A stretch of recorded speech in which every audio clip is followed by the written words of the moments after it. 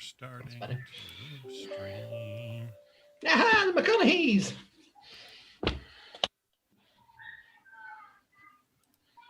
Going live on Facebook. And hit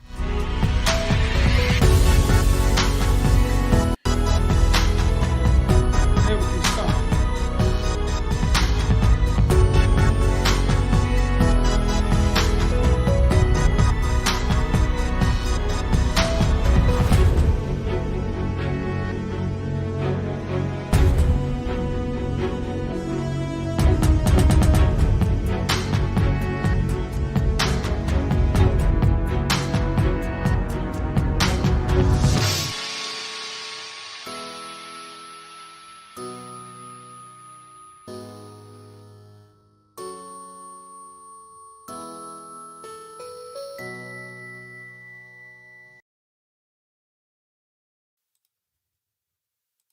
Hey, good day, everybody. Welcome back to another Live from Jerusalem with Rabbi Chaim Goldberg and the Genesis class. We're always joined in the Zoom room by many people from all around the planet. It's always a joy. Highlight of my week to be with friends and to hear the light of Torah shining on the nation of Israel. Rabbi Goldberg's been going on a long time. You know, he sent me a message this morning. I think it was 2 years ago. We started with the Lithuania group, started with the Genesis class. So it's almost 2 full years of working on Genesis, and we've made it to Abraham.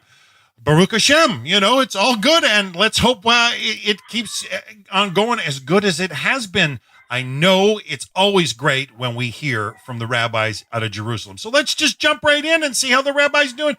Rabbi Goldberg, you're live. It's your class. I know you're limited for time today, so we'll let you jump right into it, sir. Thank you very much, Dan, for the introduction, for everything else. Yes, it is. Just a moment. Never mind. We now, for 2 years already, we're broadcasting those lessons. So I think we have something like almost 80 lessons, if I remember correctly. And we managed to come to chapter 12 in Genesis. So, you know, we moved on. People can fill up all the things that we spoke before. Maybe we need from time to time to mention a few things. It's amazing. It's amazing to think that we managed to do that. It's really a great journey. And I appreciate everyone that is participating with us on this journey. And of course, people can join us. There is a very big interest on the Genesis lessons. And I see that also with a lot of pastors and a lot of people who are not Noahide also there. There we can see that a lot of people are asking a lot of questions, and it's very interesting to see that. As you said before, today I'm a bit limited in time, so let's jump inside and learn a bit from the Genesis.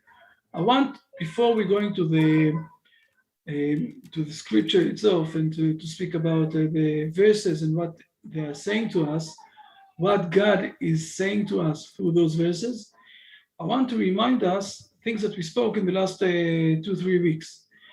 We said that the journey that Abraham is doing, moving from Haran area towards the Hebrew land, it's not only a journey of places from one place to another, but it's more a journey of a spiritual journey to become something that he was before, okay?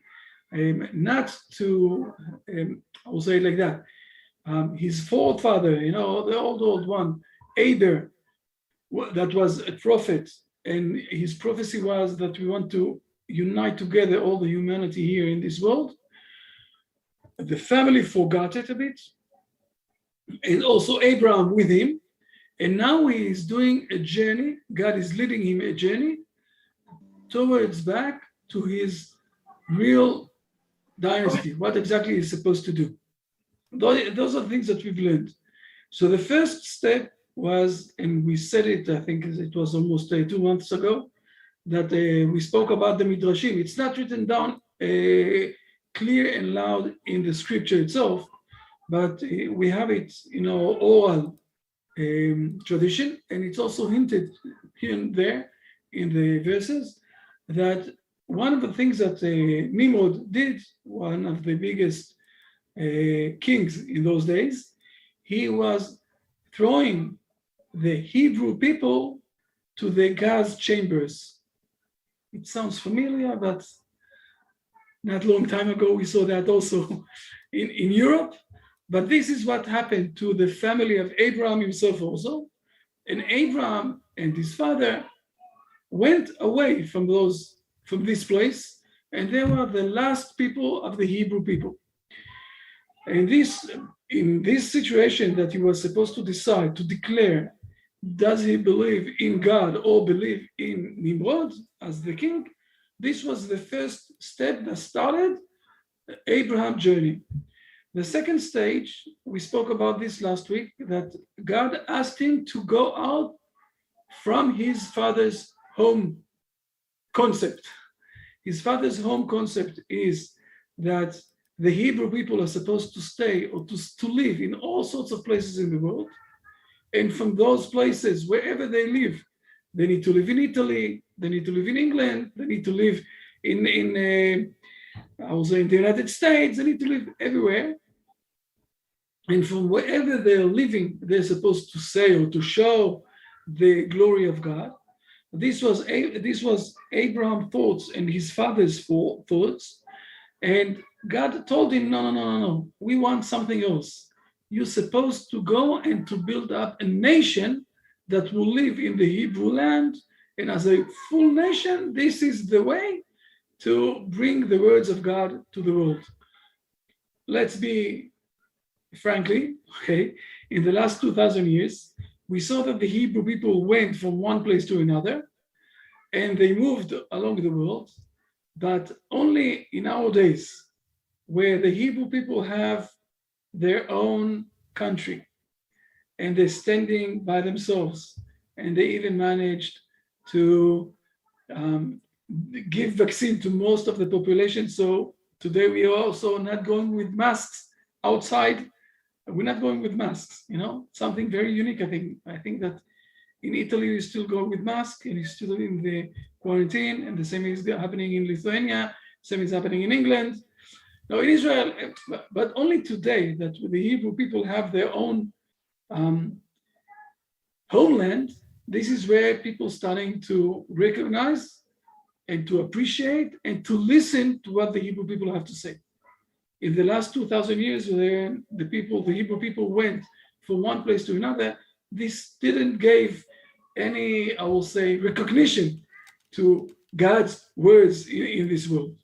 And this is exactly what God told Abraham. Go out, go forth from your father's home, from his concepts, and you need to do or to have a new concept. Let me share the screen to show this also in the verses themselves. We saw this a few times. Please read verse number 1 and 2. Done? 1, and the Lord said to Abram, go forth from your land and from your birthplace and from your father's house to the land that I will show you, and I will make you into a great nation, and I will bless you, and I will aggrandize your name, and you shall be a blessing. And what we say in the next verse also, I will bless those who bless you. And what we see here, that he's asking Abraham to become a great nation. We saw that it's hard for Abraham to do that because he took with him all the people that they had acquired, but then God is telling him or showing him the way, and he is leaving them, in Shechem, by the way, they're leaving them there, and he is going towards Jerusalem. And this was also a very interesting step in the stages that he needs to pass towards becoming back Hebrew, the Hebrew man, Abraham, the Hebrew man. Let's continue on. Let's read for a moment, verse number 10. 10, and there was a famine in the land, and Abram descended to Egypt to sojourn there because the famine was severe in the land. Now, it's very interesting to see. This is another stage that Abraham's supposed to move, and we're going to see this a bit more inside. We explained already once that this famine was only in this land. Okay, we can see this for a moment in Rashi, please. A famine in the land. Famine in the land, in that land alone, to test him whether he would think ill of the words of the Holy One. Blessed be he who ordered him to go to the land of Canaan. And now he was forcing him to leave it. Okay, we see that God is doing to Abraham tests. Let's see exactly what he's going to do. Is he going to say to God, what do you want from me? Or is he going to say to God, okay, I'm going back to Haran, to my father's place. Now, it's interesting to see what Abraham did. In those days, we had two big cultures. Culture one was in Babylon with Nimrod, and the culture number two, that was very big, very giant. Till today, we have a lot of things that we took from this culture was the Egyptians. The old Egyptians, for those who don't know, they started with the buildings, all the constructions of the buildings and everything else. They started also with the stars. They also had a very big thing that is related to the boats and how to sail in the water. They did few things that till today we are blessed with this culture of the Egyptians that they gave us to our world. And there are things also that they did that we don't know how to do them today. Okay, for example, this thing of the mummy, how do you call it in English? Mumia. How do you say it in English? I don't remember exactly the name. That they managed to take the body and to restore it to a situation that it will stay for thousands of years without getting dust. Like Mummification. Mummification, sir. Yes, exactly. So those are things that the Egyptians did. And when Abraham saw that there is a famine, he said, okay, I left one culture, not for going back to this culture. Let's go to the other culture. Let's give them, or let's try to teach them what exactly is the way of God. So let's read for a moment verse number 11. 11. Now it came to pass when he drew near to come to Egypt that he said to Sarai his wife, behold, now I know that you are a woman of fair appearance. First of all, there's a very unique word here. The word is hikriv lavo. Hikriv lavo, it's being translated that he drew near to come to Egypt. Okay, hikriv lavo, it's to come to Egypt. To come. Hikriv is to come. But usually the Bible is not saying hikriv. The Bible is saying karav. He came to. Okay, he was close to. The next time that we will see this word will be when Pharaoh will run after the Hebrew people that left the Egyptian world. Okay, let me show this for a moment. This is the next time that we see this word. And it's very important to see it there because there is another meaning inside this word. We already saw last week that in each word we can have few meanings. When the Bible is changing a bit the wording, it's because he wants to teach us something new. And in Genesis, in Exodus, okay, chapter 14, if I remember correctly, hopefully I'm not wrong. Okay, exactly. That please read verse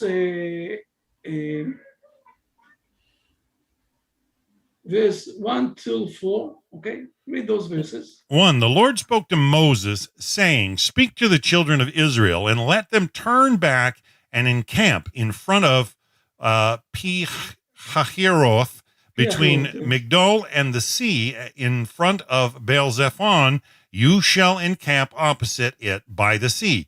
And Pharaoh will say about the children of Israel, they are trapped in the land. The desert is closed in upon them. And I will harden Pharaoh's heart, and he will pursue them. And I will be glorified through Pharaoh and through his entire force. And the Egyptians will know that I am the Lord, and they did so. Okay. First of all, it's very interesting to say it's not the main thing of our lesson today, but who is supposed to learn who is God? The Egyptians or the Hebrew people? It says loud and clear. And the Egyptians will know that I am God. Okay? He's doing here something to teach the Egyptians. All of them are going to get killed in the sea, as we all know. And then it says here, that the Pharaoh took his 600 people with him, 600 carriers and everything else he took with him. And then it says here, you see the same word, Pharaoh ikriv. And Pharaoh draw near. You see that? The same word, Pharaoh ikriv. What do we say here? Again, the first understanding is that Pharaoh came close to the Hebrew people.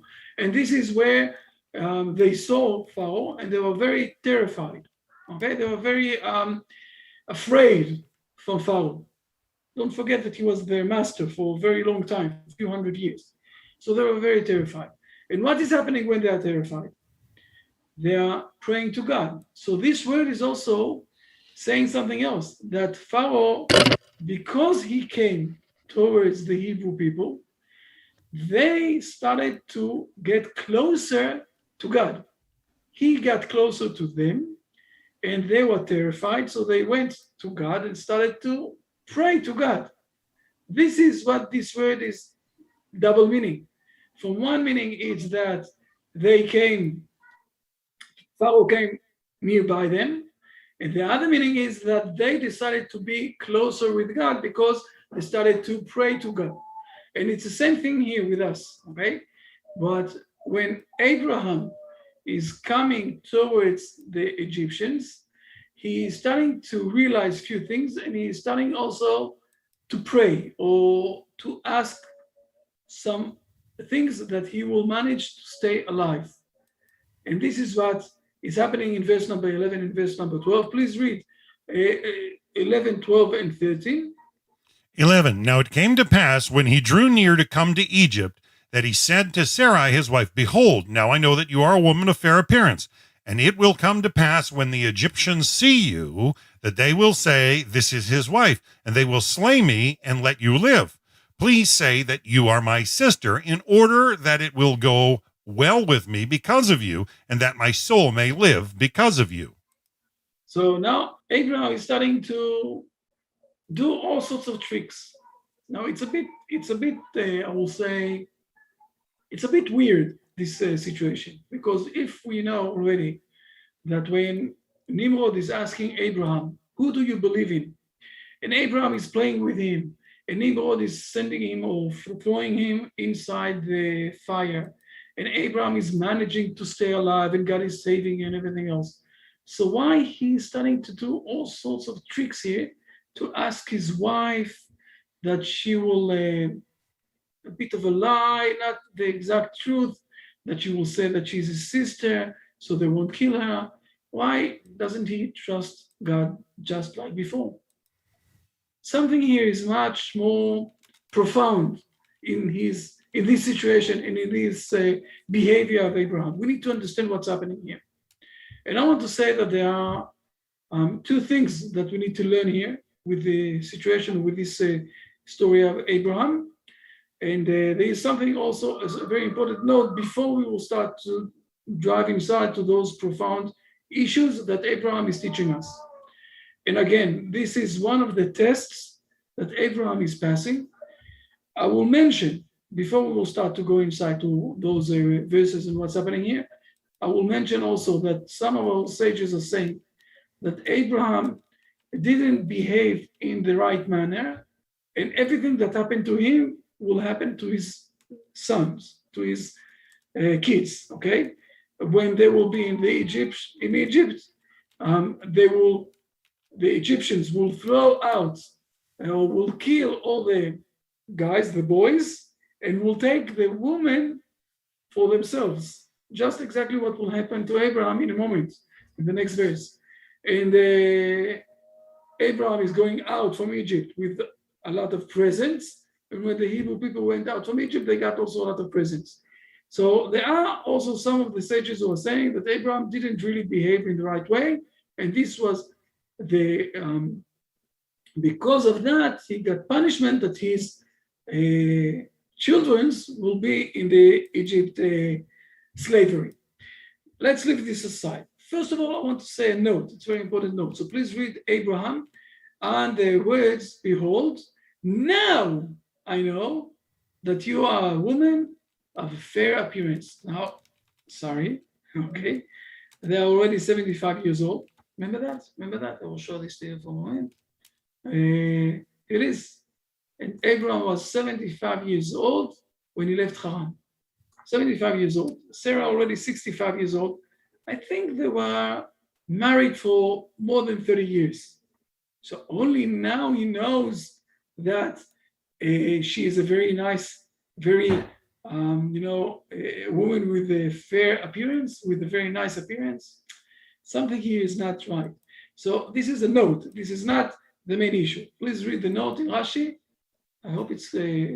Behold, now I know, the Midrash Agadah states that until now he did not recognize her beauty because of the modesty of both of them, but now he recognized her beauty through an incident. Another explanation, it is customary that through the hardships of travel, a person becomes unattractive, but she remained with her beauty. The simple meaning of the verse is, behold, now the time has arrived when we must be concerned about your beauty. I have known already for a long time that you are of fair appearance, but now we are coming among black and ugly people, the brothers of the Cushites, and they are not accustomed to a beautiful woman, similar to this. Behold now, my lords, please turn from Genesis 44. Okay, so the other one that is very similar and everything else, let's leave this alone. The most important thing, there are two notes that are very important here. The first one is that there is some sort of a modesty between Abraham and Sarah. This is the first explanation, and therefore he didn't acknowledge that she's so beautiful till now. The second thing is saying that even though they are doing a journey, and usually a journey is something that is not living the full beauty of everyone. And we can see this today when you're flying in the airplane from one place to another, and when you're going to a travel and you're going to a hike or something like that, you see that people, it's not so simple to stay in your best.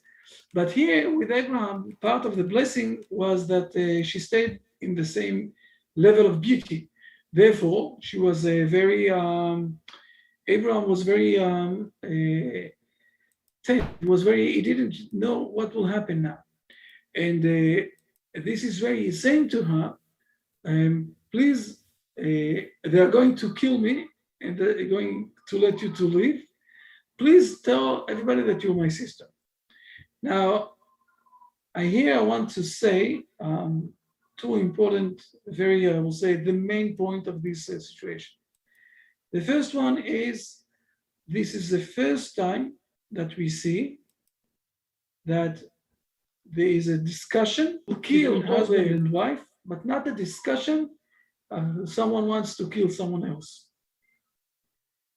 This is a new stage. Now, this is something that we've learned, I think, a year ago, before Renat got married. If you remember, Dan, I went a year and a half ago. Yes, I went to Vilnius and they got married. I did the ceremony and we learned from Genesis chapter 1 and 2 that there are three levels between men and women. One is the level of just like the animals, okay, male and female. The other one is a level a bit more higher of men and women. And the last one, the most highest level, is the soul and soul, the name and name. Name in Hebrew, it's also the purpose of life. It's my destiny. It's me. It's my will. And when we have Abraham and Sarah, this is a name and name. Adam and Eve, only after they got kicked out from Eden, Adam called his wife Eve. And he had also explanation for that. But this was only in the last stage, and we never saw that Adam and Eve spoke one with each other.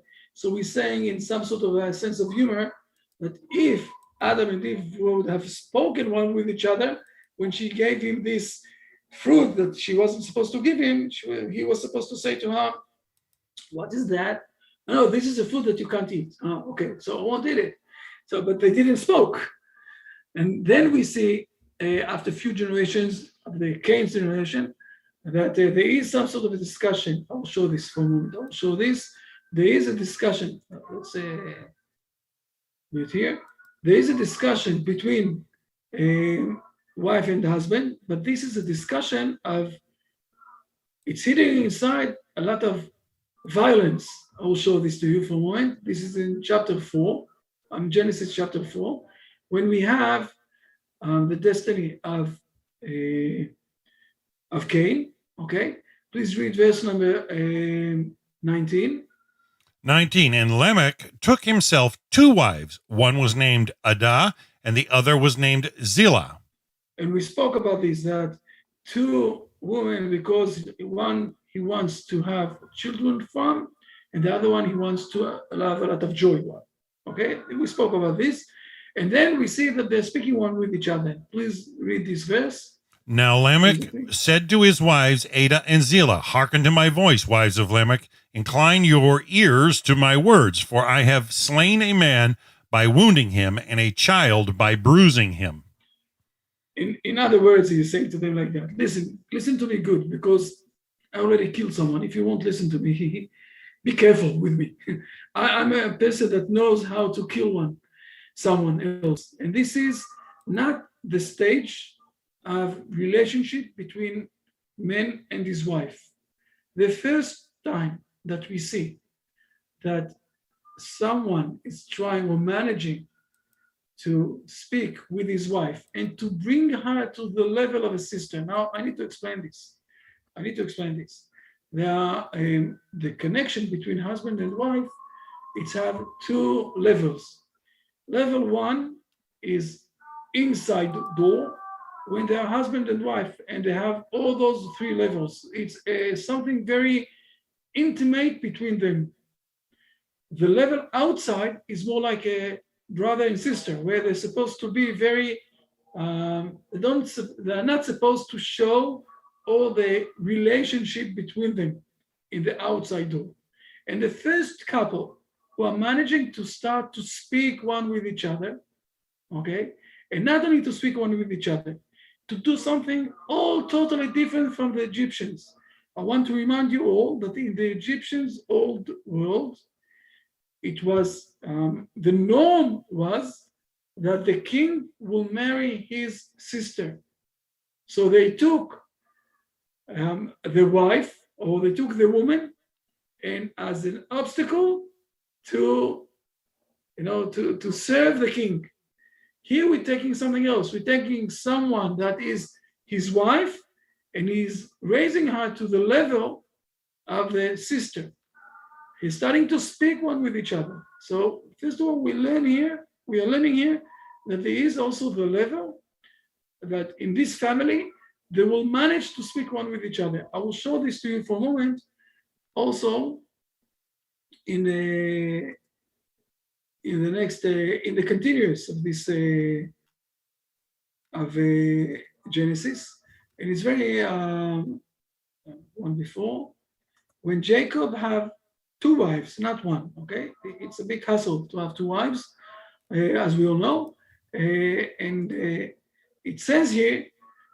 We need to learn this. We will come to this hopefully in the next coming 2 years, as we spoke in the beginning. I need to stop. We see that God is saying to Jacob, return to your land, to the land of your forefathers. And then he sees also that his father's face is not as the same the day before and the night before. And then the Bible is taking 8 verses how Jacob is convincing his wives to go back to the homeland. I don't know if God will tell me to go to do something. I don't need to convince my wife. I'm going to do that. No, Jacob is saying, if my wives won't accept this or won't agree with this, so it's not the will of God. So he's convincing them. He's speaking with them. Okay, look at this later on. So this is the first family that we're starting to see that the relationship between the husband and wife, it's not like an obstacle. It's not in a very low level. It's in the most highest level that is also have or bringing a great relationship between one and each other. Unfortunately, I must stop now. I'm sorry. I need to go. Lee is here? Where's Lee? Yes, I'm here, Rabbi. לי, אני ממש מתנצל, כתבתי לך. I need to הכל go. בסדר, ראיתי. And hopefully I will come back at 10 past 9. But now I'm going out from this lesson. It's something that I need to do. I want also to thank Michaela for all of the job of this Brit Shalom book in Italian. It will take us a few days because we're doing something also else, but until the end of this week, hopefully it will be on the air. Thank you, everybody, for attending and being with us. Lee, please. Blessings, Rabbi. I will say goodbye, and hopefully I will return later on. Bye. Thank you, Rabbi. Shabbat Shalom. Hi, everybody. Shavua Tov to you all from, thanks. Shavua Tov from you all, to you all from Israel. So we're continuing with our learning in Brit Shalom, Daily Living for Noahides. Let me just start sharing my screen.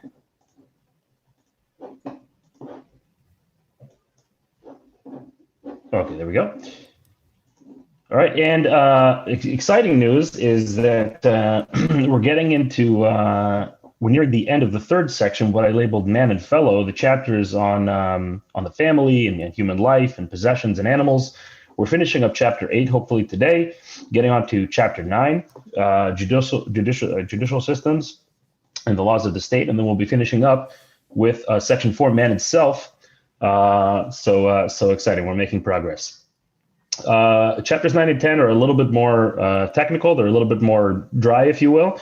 So we might just be doing kind of just some reading. I hope you'll have some practical questions, but we'll go through the laws that Rabbi Sherky wrote down for us.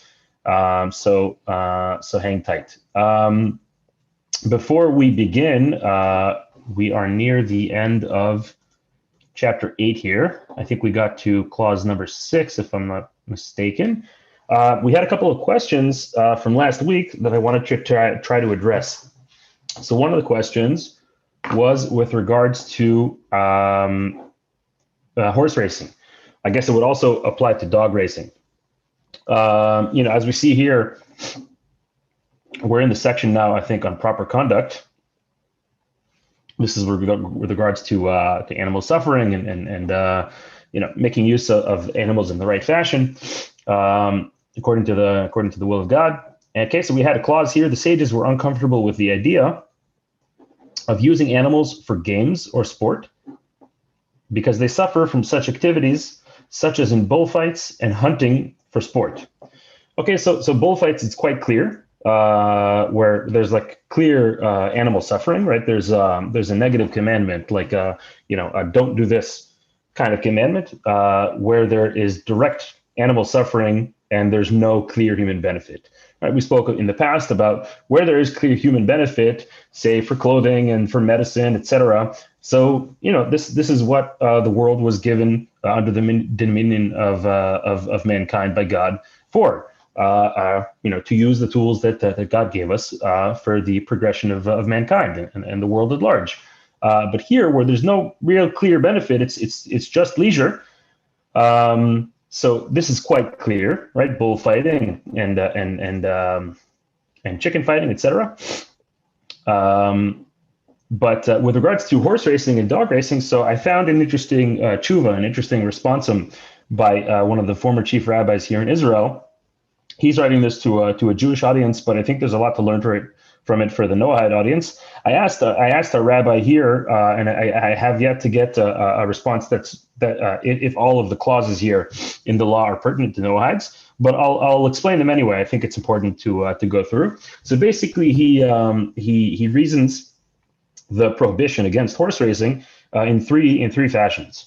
The first is animal suffering. Okay, so if horses are put into in extreme circumstances in order to get them into shape, and then if after the fact they're basically just kind of like left to rot after they have like their prime time, which is from what I read, only like a couple of years in their lifespan.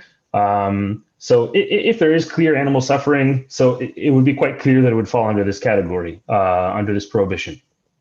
But I read some other articles that debate that, and that horse lifespan is actually not shortened dramatically by racing, and that they're actually put into it really depends on the owner and the conditions. So let's say that there is this kind of general concept that we need to be aware of and wary of avoiding unnecessary animal suffering. Okay, that's kind of prong number one to the answer.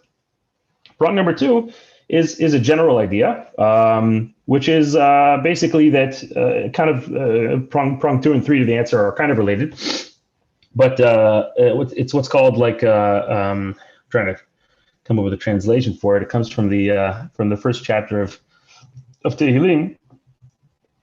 Let me just see how Chabad translates it here. It's called Moshav Letzim, which is like the house of not necessarily sinners. It's people who are just like let's see how they translate it here. You know, Moshav Letzim, and stand in. Okay, they say here in the company of scorners. Okay, so basically the general idea behind this prong number two to the answer is that that's like not a very productive activity.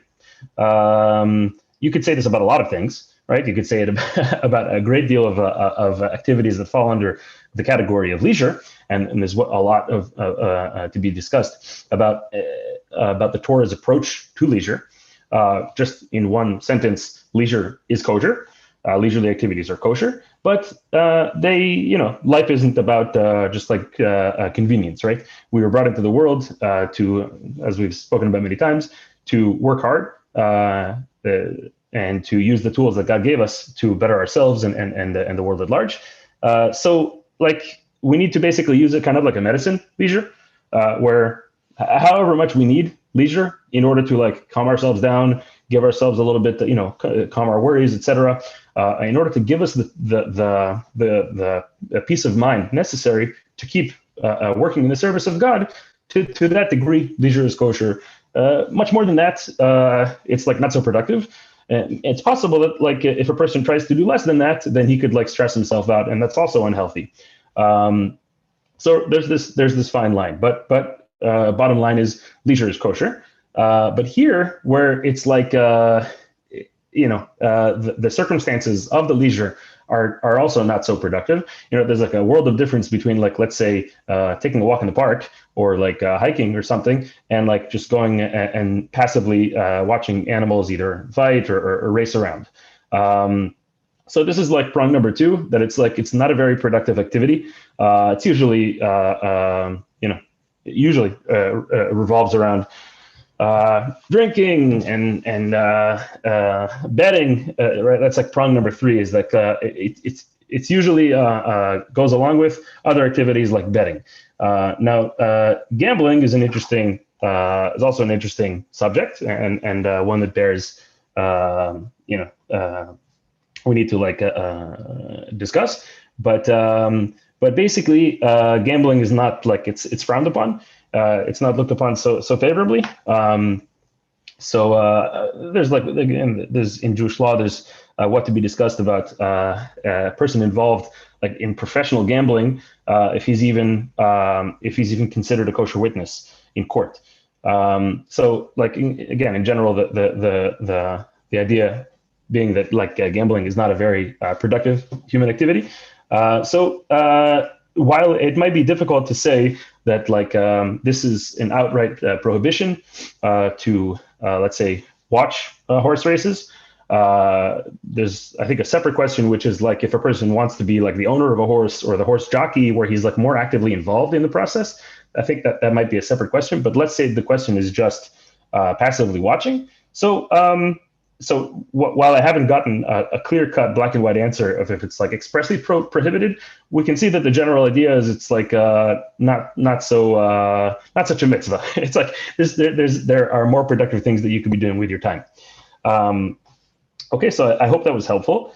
The second question that we had, no less of a bombshell, was with regards to stem cell research. So I did a little bit of reading on this. I'm certainly, after an hour of reading around, and I saw an excellent Torah class explaining the different opinions on the matter. I'm certainly not an expert. I can point you in the right direction, but the bottom line is, this goes to another thing that we've spoken about in the past, but the bottom line is there are certain situations that might benefit a person whose life is in danger, could prevent illness, etc. There are certain situations where, and there's also different types of stem cell research, right? There's this article that I had here from aishatorah.com. I can send you guys the link if you like. It discusses some of the issues and some of like the general ideas. So it discusses here, it differentiates between basically leftover cells, okay, where leftover cells, they're basically going to be disposed of. And there it would be potentially, it's a mitzvah if you can, it's a good thing to make use of them to further research to potentially save life. The question becomes more painful when it's done deliberately, where basically cells are developed, embryos are developed deliberately for the purpose of research, and it's this section or this like a method of research which is much more gray. So if you're all interested, I could highly recommend this article. I think that the Torah class, it was, even for me, it was a little bit involved, but the bottom line is that there are situations in which it would be permissible. They are few and they need to be under the right conditions. And this, as I was mentioning, this goes back to a general principle that we talked about, which is that there are certain ideas that, like, a person could ask, like, why do we need the Torah to explain such an idea to us? Okay, like human life is valuable. Okay, or other types of commandments. We've spoken about in the past, like different categories of commandments, like the rational commandments that humankind could kind of arrive at without them being commandments handed down from God. One of the famous answers to this question, it comes from one of our early sages in the Gaonic period. This is before the year 1000 CE. Named Rabbi Saadia Gaon. He has a couple of answers that he gives. One of the answers, though, is that even if the general idea is something that mankind could arrive at, the very, very minute details about exactly, these gray areas where you need to have very, very clear definitions of what is permissible and what is forbidden, these would be very difficult to arrive at without a divine tradition. So I think these are amazing questions, and they're challenging me. I'm certainly learning from them. I challenge you all to continue asking, and as I've said in the past, please send in the questions too.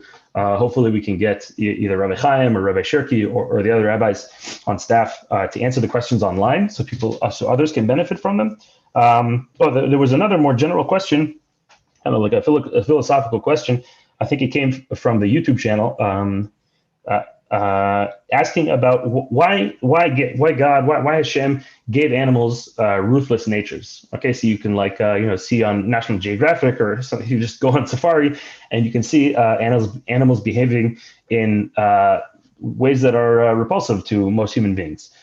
I think that just taking a simple stab at the answer, there are a lot of things that are difficult for us to bear in nature. Natural disasters being obvious and very very poignant examples. There are things that are difficult in nature that are difficult for us to fathom, and that are kind of like very humbling. At the end of the day, there's nothing like morally wrong about a tsunami killing people. right? The tsunami didn't do anything wrong by doing this. These are the forces of nature that God put into the world. There's nothing like morally wrong with a lion, eating to shreds a zebra. We look at it as human beings, as moral beings, right? As beings with a divine spark, and we look at this behavior and we would say this would be morally unacceptable for a human being to take on. So it's, I think, just to take a stab at an answer, I think it's us, right, using our kind of moral intuition, our neshama, our divine spark, our soul, as well as our tradition, to teach us in the world that God's put us in, what is morally acceptable and what isn't. So I hope this is somewhat helpful, food for thought, and I see that there's already a bunch of flashing responses in the chat. So I'll see if it's just not opening up the chat channel for me. Sorry for the further delay. Here we go. Okay.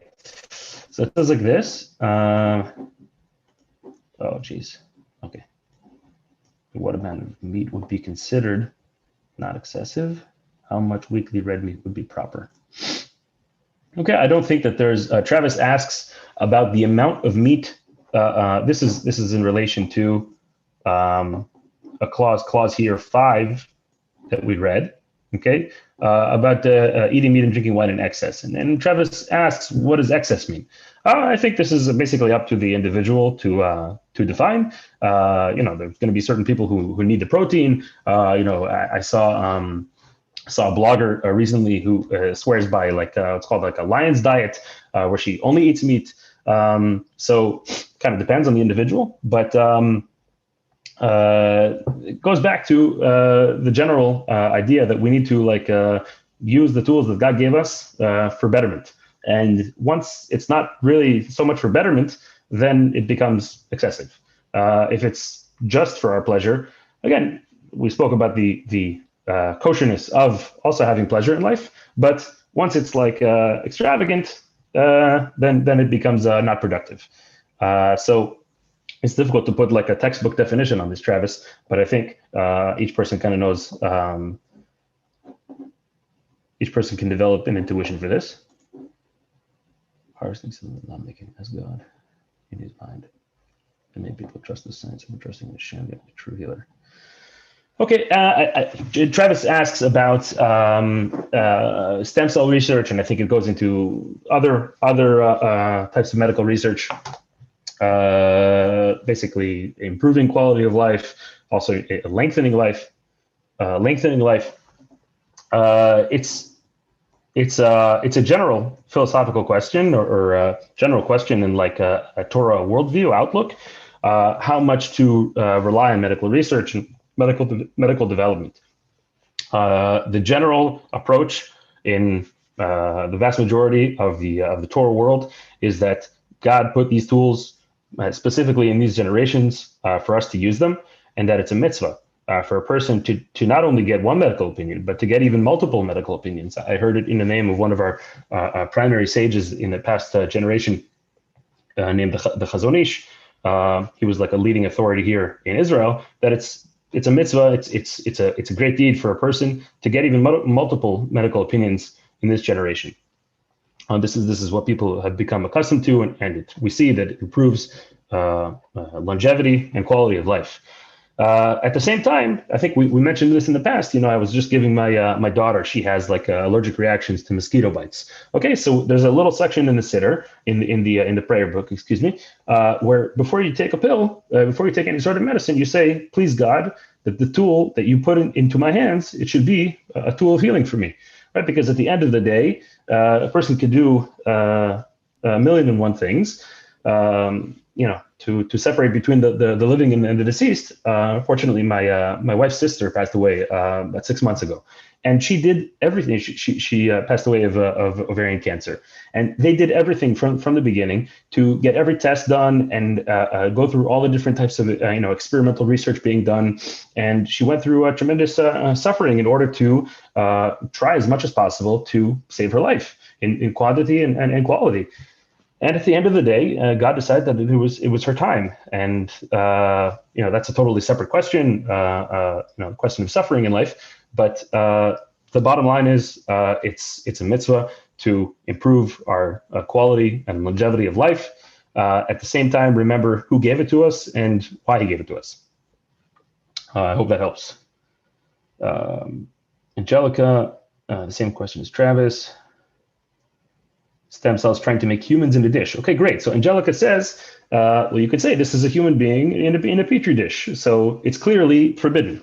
It's important for us to remember, like a fundamental question in this debate is, what is a human? What determines life?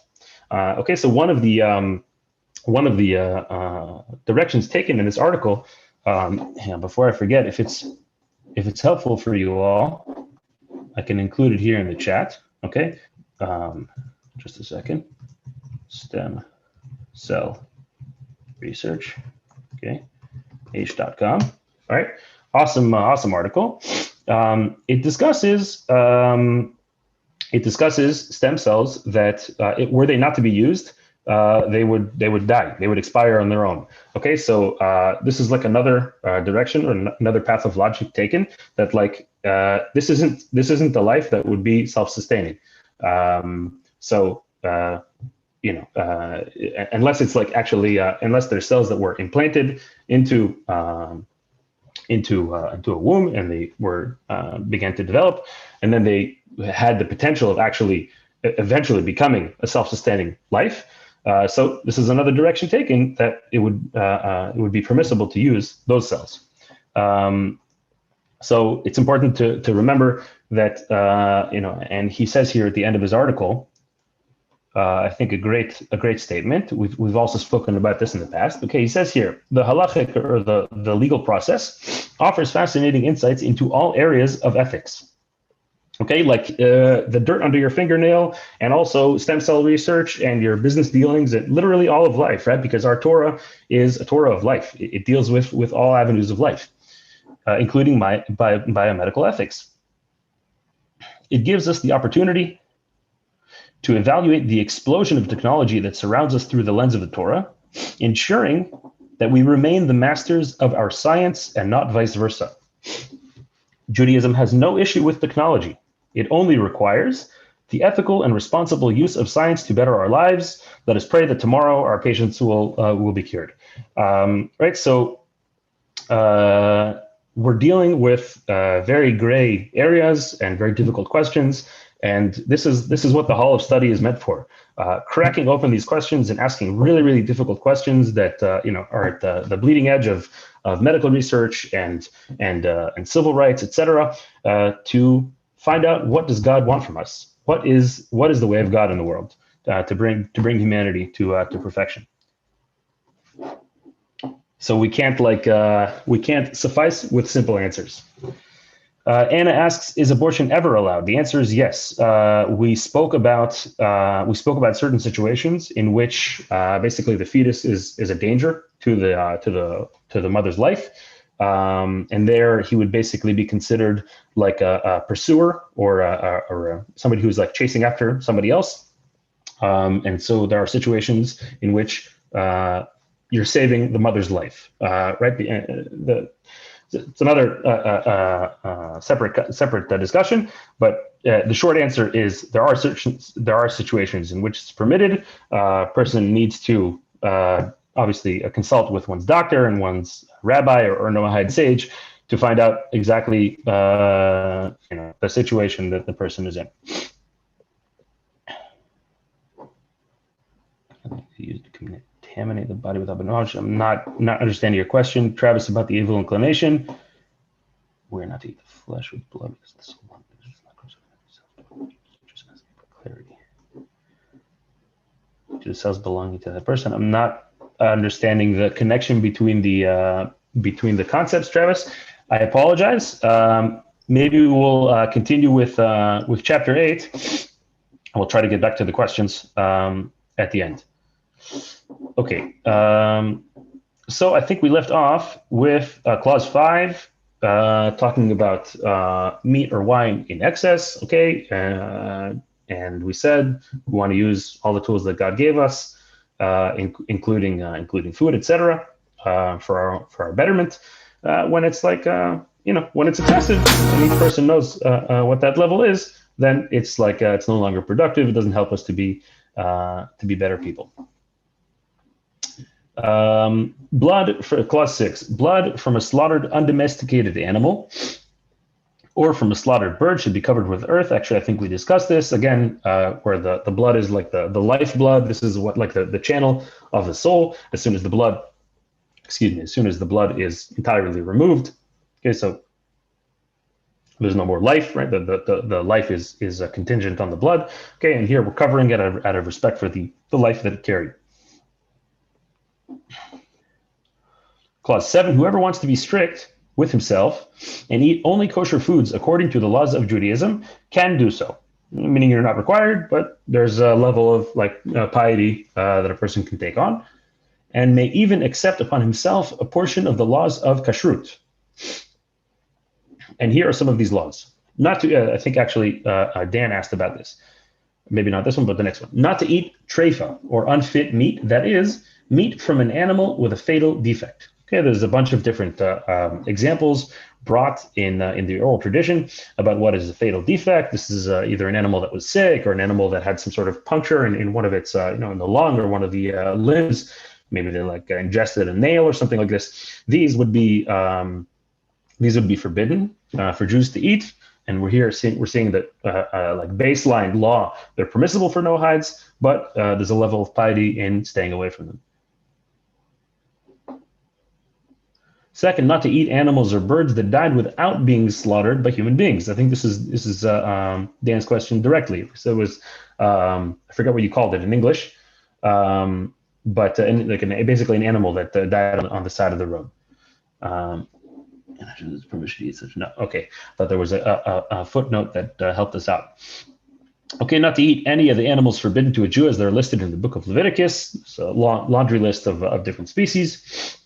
Look at Rashi and look at the commentaries to see how those translate. Okay, because you might see a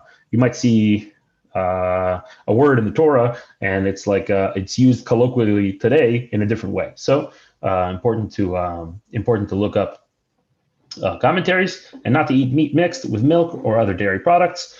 Right.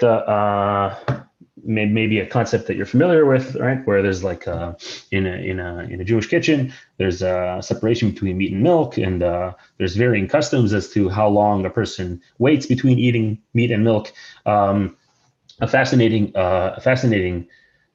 explanation or rationale that was given to me by one of my rabbis is that meat represents. Okay, we spoke about vegetarianism at the beginning of this chapter, and we said that meat is permissible.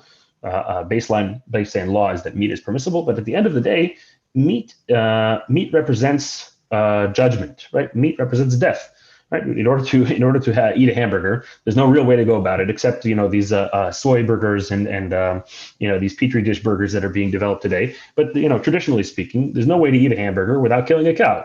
Okay, so there's a direct correlation between meat and the attribute of justice. I hope that the attribute of justice is a clear enough concept. If it's not, I can elaborate. Okay, and milk, pretty obviously, right? Like mother's milk. Okay, this represents kindness. This represents giving. It represents life. Okay, and we don't want to mix these two concepts, right? So we need to use judgment in certain areas in life, and we need to use kindness and giving in other areas of life. And it's important to know when to use this and when to use that, and not to blend the two, or not to blur the border between them. Okay, so congratulations, Mazel Tov. We've summed up chapter 8 about animals, and we're holding at 9 o'clock. So I think maybe we'll start chapter 9. As I said before, it's a bit dry. Talks about like putting judges in place and where and who's responsible for doing this, etc. So hang tight. But the general thrust being, as we said in the past, holding up society, right? Keeping society orderly. And when I know that I can put my money in the bank and tomorrow it'll be there, so society can function, right? If I can't go to sleep at night because I don't know what my neighbor is going to do to me, then it's going to be pretty hard to get by day to day. All right, laws for a just society. Let's see if there's anything here before we continue.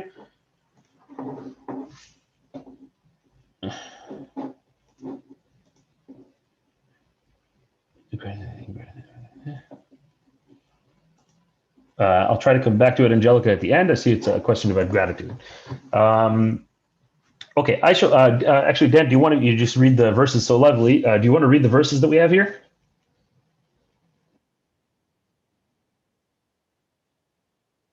You're welcome to. They're also on my screen if you like. Okay, let me just. You said go, and I'll do it. Go for it. I shall judge between a man and his neighbor. I shall make known to them the statutes of God and his teachings. Exodus 18:16. Go ahead. So you shall seek out from all the people men of ability, God-fearing men of truth who hate improper gain, and place over them princes out of thousands, princes out of hundreds, princes out of 50, and princes out of tens, and let these judge the people at all times. Exodus 18:21 and 22. Judge fairly the needy and the orphan, vindicate the poor and the impoverished, rescue the needy and destitute, and deliver them from the hand of the wicked, from Psalm 82:3 and 4. Excellent. So second verses here should be pretty familiar with the story of Jethro, or Yitro in Hebrew, coming to Moses and wanting him to split up the judicial system, to have proper jurisdiction and divvy up responsibility in the different districts. And the emphasis put here on the character traits that we should seek out in our judges. And the third about you might be able to smell here a certain sense of regulation in like a free market, right? So a free market taken to an extreme could trample the needy and the destitute. And so while certain elements of Judaism of the Torah are free market, there are counterbalances to that to make sure that we all stay a cohesive whole.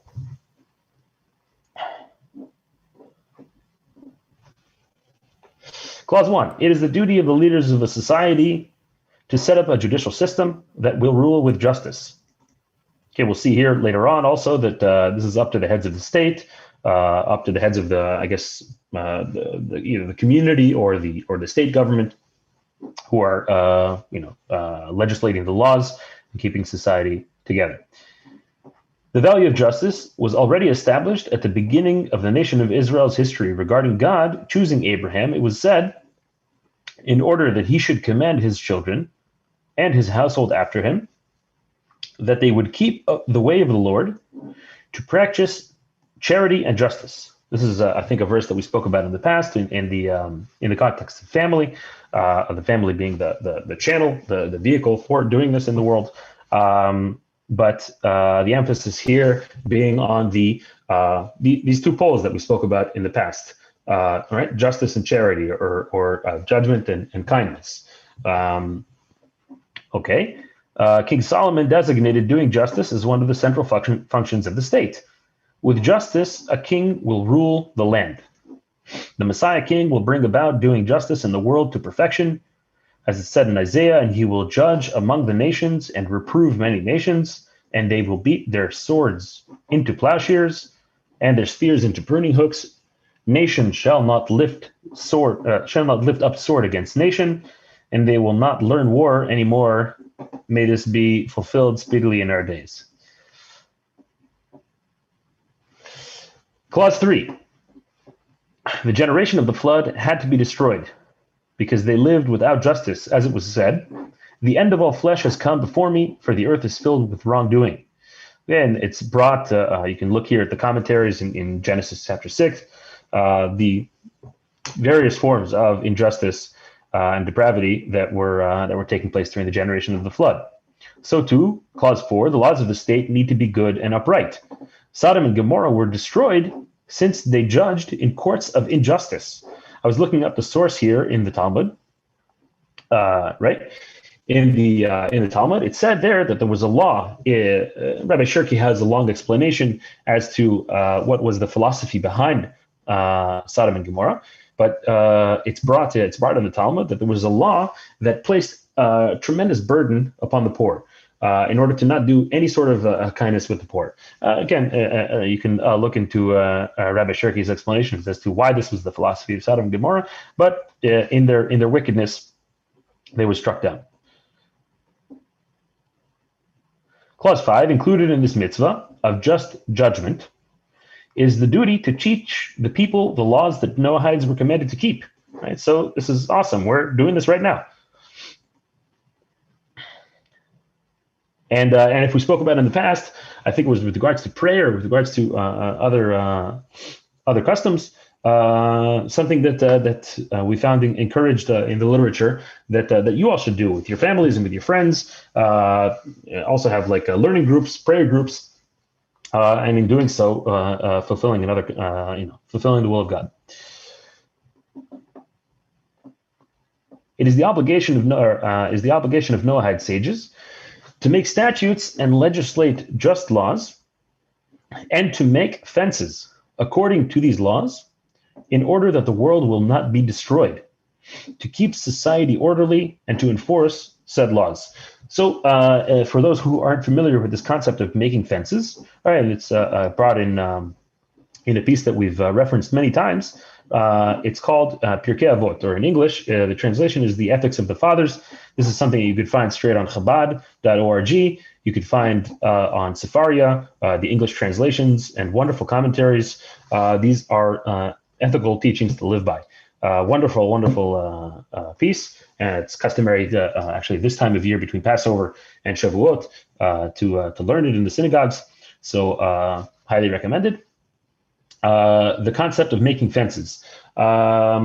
Basically, why would you make a fence? Or you make a fence to distance yourself from danger, right? In the physical sense. What's an example of the rabbis in Jewish law building a fence in order to keep people from, to distance people even further from sin? So it's said, like it's brought in the laws of reciting the Shema prayer, right? We recite the Shema prayer in the morning and also at night. So according to like the baseline halakha, according to the baseline law, a person could technically read the Shema prayer all night long until the morning, until daybreak, right? But the rabbis came and decreed that a person should not read the Shema prayer after midnight.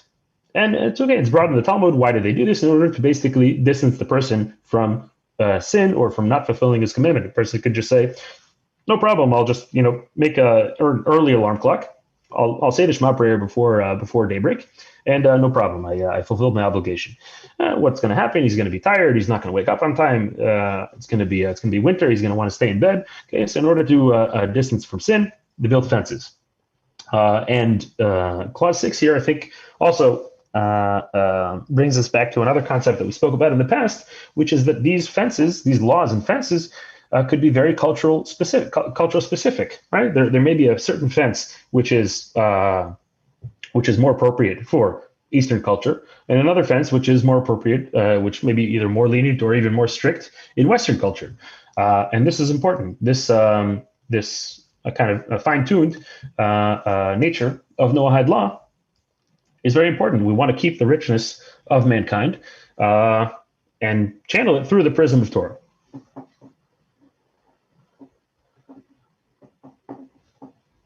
Okay, clause 7. It's obligatory to have judges in every district. This is pretty obvious, I think. It's more from a practical standpoint that a person should have who to go to and shouldn't have to wait 3 years to get to have his case adjudicated. Let's see here. This window does not open. There we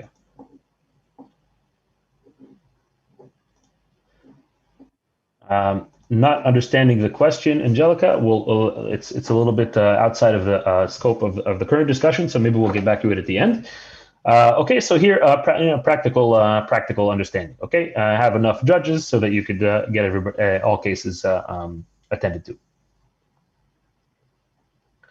As we said before, the implementation of this mitzvah is the responsibility of the heads of state, since the government is in their hands, and it is not the responsibility of the individual. Okay, we hope and pray that the public servants we're putting into office are representing the public, and if they're not, then we need to use whatever tools we can, as a how do you say, a hat tip to Travis. We need to use whatever tools we can to overthrow the government and put in public servants who are representing the public. But at the end of the day, we pray that that the government is representing the people, and therefore they are our how do you say, our conduits, I forget the word in English, but they are our representatives also in appointing upright judges. And so, in doing so, not only the government is fulfilling this, all of society is doing so. But it's not like my personal responsibility to go and appoint a judge. It's more indirect. Clause 9: it is obligatory upon the judges to rule where the first. Excuse me, just a second. Just one more time. It is obligatory upon the judges to rule where the first 6 Noahide laws are concerned, and to punish those who violate these laws. I think it's brought here. I don't remember if it's brought here or if it's brought later.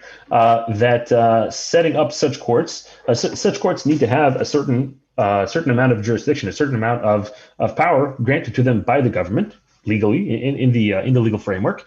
Also to carry out punishment, and this is what's going to at the end of the day, give weight to their rulings. Okay, as we alluded to in the verses above, it is forbidden for a judge to accept a bribe or to sway a judicial decision with his own prejudices. All right, there's a story, I forget the exact details, but it was a wonderful story about a judge. I think the story was something like even a stranger, but a stranger like helped him out in a certain situation, and then a long time later, this person came before him in court, and the judge saw him, and he remembered what had happened, and this person had done him a favor, and he feared tipping the judgment in this person's favor, and so he disqualified himself from adjudicating in such a case.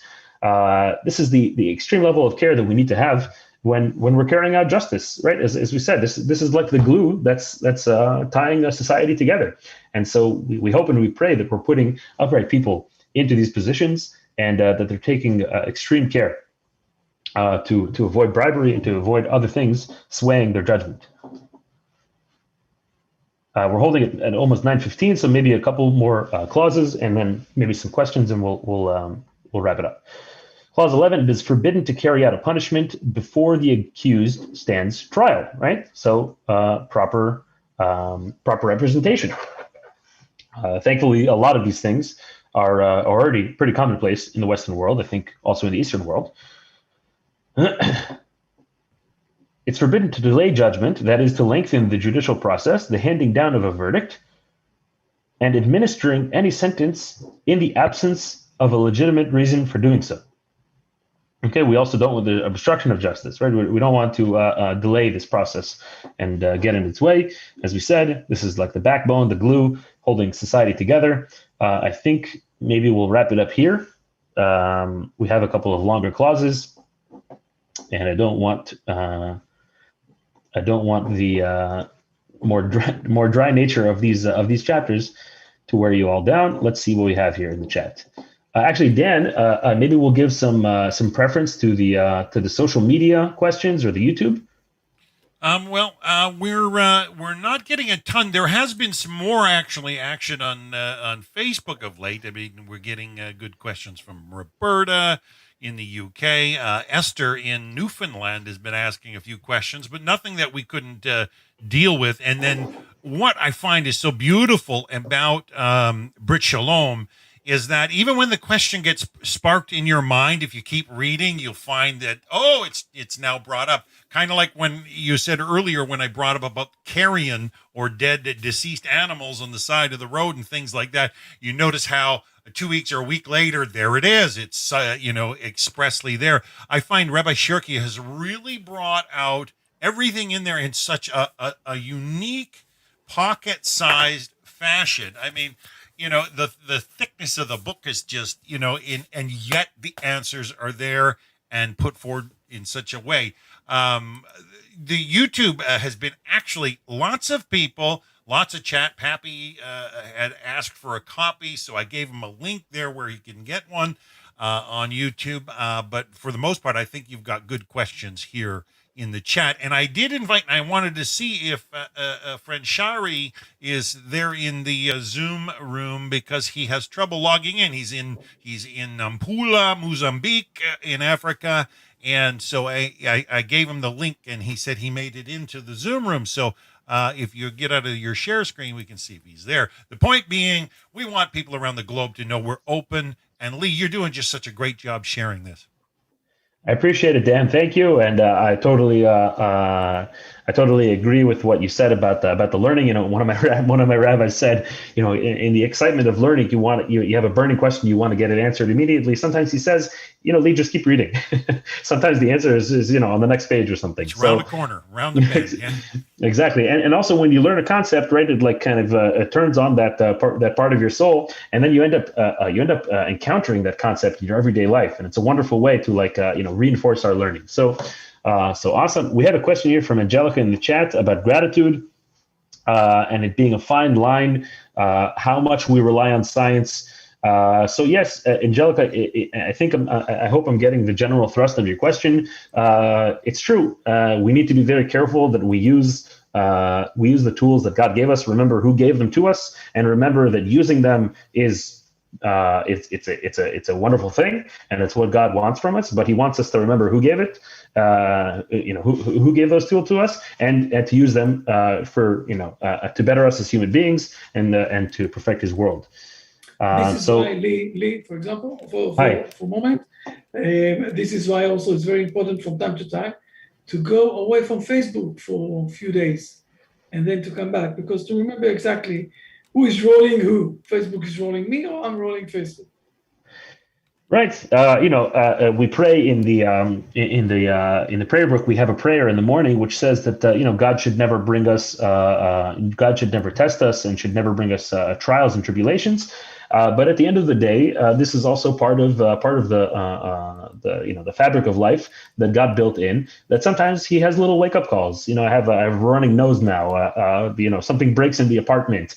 All these little types of sufferings that God sprinkles into our life, and we pray that they should never be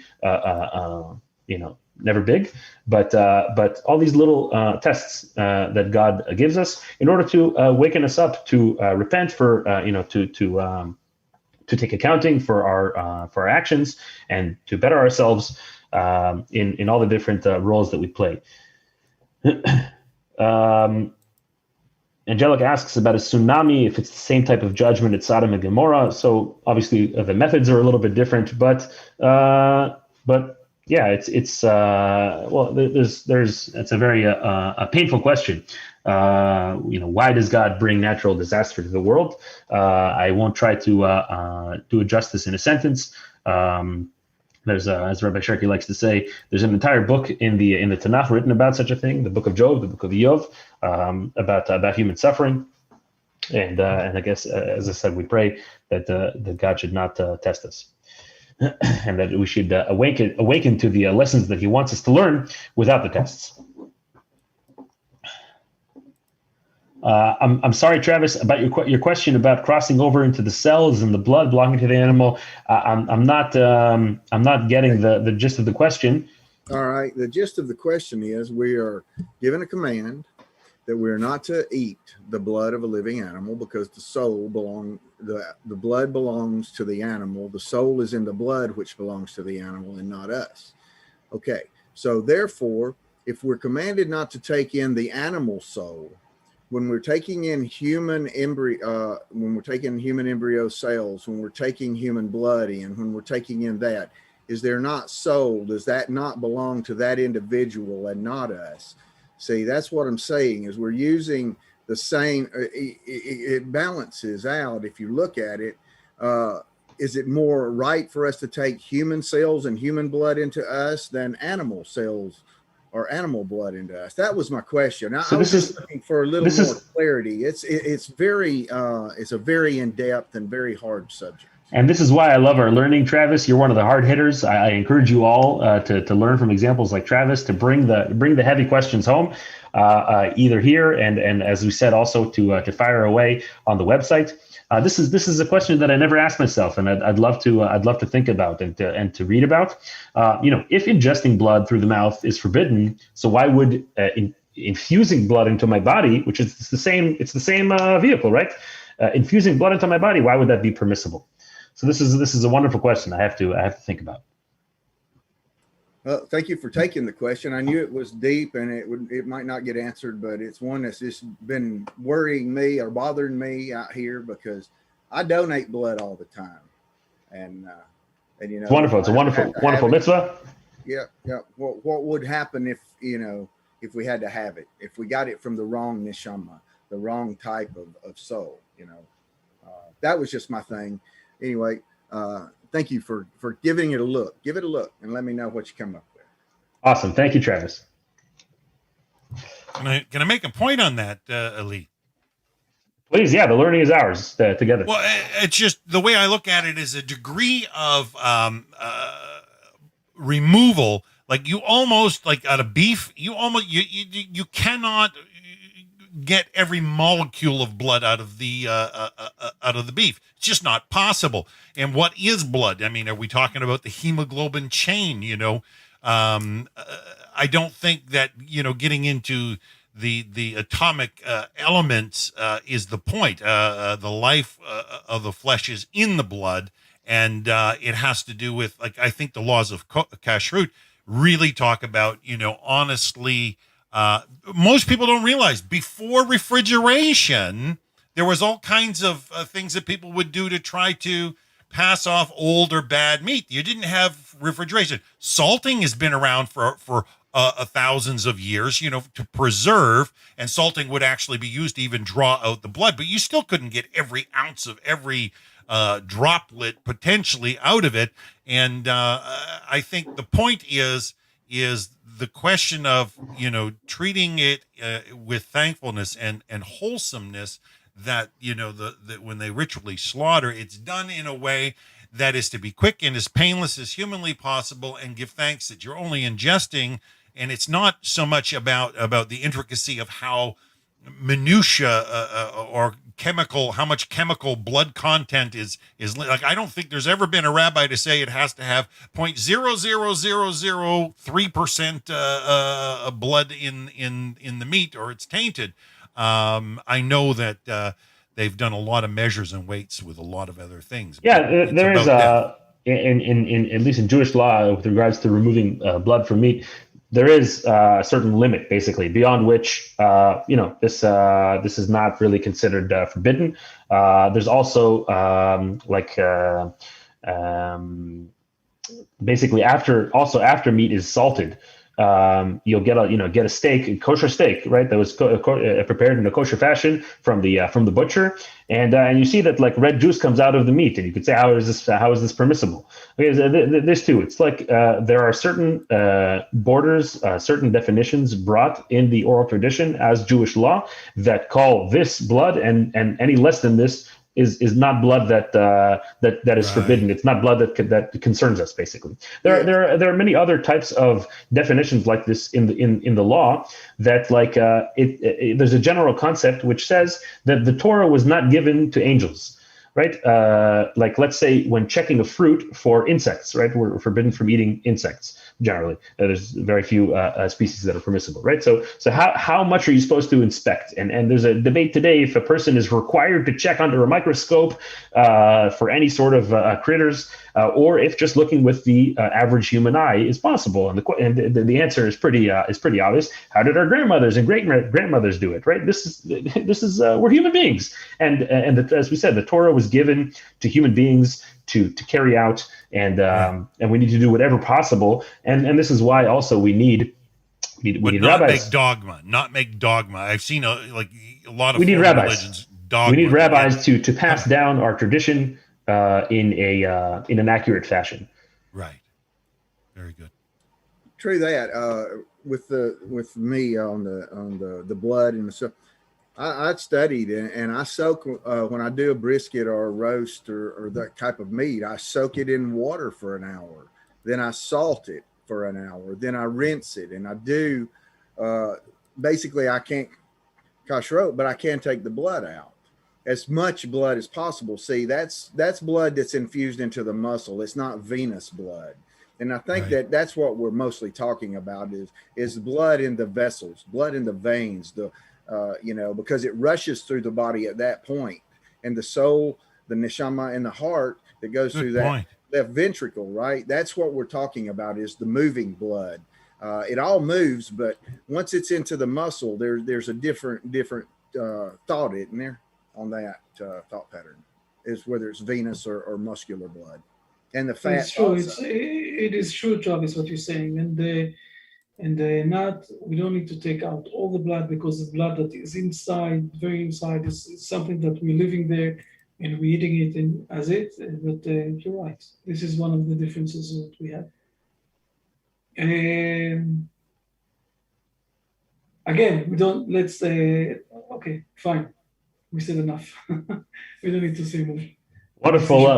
Wonderful discussion. I thank you all for including me in your learning. And so I have some homework to do. Thank you, Travis, and keep sending in the questions here in the chat and on Facebook and YouTube. And please, if you can, also send them to the website. We need to update the content there. Fine. Thank you very much, everybody. Good night. Have a good. Thank you, Rabbi. Blessing week. Okay. All right. What's up, everybody? So till next week, folks, Hashem willing, we'll see you then. Have a great week. Thanks, Dad.